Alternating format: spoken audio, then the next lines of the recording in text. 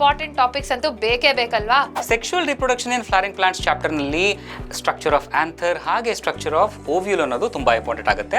ಮೈಕ್ರೋಸ್ಪೋರೋಜೆನೆಸಿಸ್ ಹಾಗೆ ಮೆಗಾಸ್ಪೋರೋಜೆನೆಸಿಸ್ ಅನ್ನ ಮರಿಬೇಡಿ, ಜೊತೆಗೆ ಡಯಾಗ್ರಾಮ್ಸ್ ಗಳು ತುಂಬಾ ಇಂಪಾರ್ಟೆಂಟ್ ಆಗುತ್ತೆ. ಹ್ಯೂಮನ್ ರಿಪ್ರೊಡಕ್ಷನ್ ಚಾಪ್ಟರ್ ನಲ್ಲಿ ದ ಫಿಮೇಲ್ ರಿಪ್ರೊಡಕ್ಟಿವ್ ಸಿಸ್ಟಮ್ ಮತ್ತೆ ಮೇಲ್ ರಿಪ್ರೊಡಕ್ಟಿವ್ ಸಿಸ್ಟಮ್ ತುಂಬಾ ಇಂಪಾರ್ಟೆಂಟ್ ಆಗುತ್ತೆ ಮಕ್ಕಳ. ಅದ್ರ ಜೊತೆಗೆ oogenesis ಮತ್ತೆ ಸ್ಪರ್ಮ್ಯಾಟೋಜೆನೆಸಿಸ್ ಹಾಗೆ ಮೆನ್ಸ್ಟ್ರಲ್ ಸೈಕಲ್, ಕೊನೆಯದಾಗಿ ಎಂಬ್ರಿಯೋಜೆನೆಸಿಸ್ ನಂತೂ ಮರೆಯೋ ಹಾಗೆ ಇಲ್ಲ. ರಿಪ್ರೊಡಕ್ಟಿವ್ ಹೆಲ್ತ್ ಚಾಪ್ಟರ್ ನಲ್ಲಿ ಕಾಂಟ್ರಾಸೆಪ್ಟಿವ್ ಮೆಥಡ್ಸ್ ಹಾಗೆ ART ತುಂಬಾ ಇಂಪಾರ್ಟೆಂಟ್ ಆಗುತ್ತೆ. Principles of inheritance and variation chapter ನಲ್ಲಿ ಡಿವಿಯೇಷನ್ಸ್ ಫ್ರಮ್ ಮೆಂಡಿಲಿಯನ್ ಜೆನೆಟಿಕ್ಸ್ ತುಂಬಾ ಇಂಪಾರ್ಟೆಂಟ್ ಆಗುತ್ತೆ. Chromosomal theory of inheritance important ಆಗುತ್ತೆ. ಮತ್ತೆ ಕ್ರೋಮೋಸೋಮಲ್ ಹಾಗೆ ನಾನ್ ಕ್ರೋಮೋಸೋಮಲ್ ಡಿಸಾರ್ಡರ್ಸ್ ಕೂಡ ಇಂಪಾರ್ಟೆಂಟ್ ಆಗುತ್ತೆ.